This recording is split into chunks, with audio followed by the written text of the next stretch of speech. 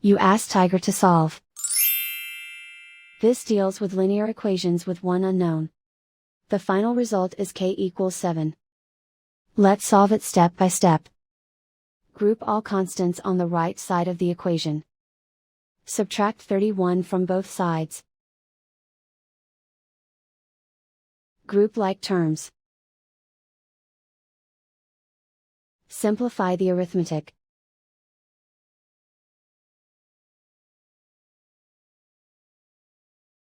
Isolate the k. Divide both sides by -3. Cancel out the negatives. Simplify the fraction. Cancel out the negatives. Find the greatest common factor of the numerator and denominator. Factor out and cancel the greatest common factor. And so the final result is k equals 7.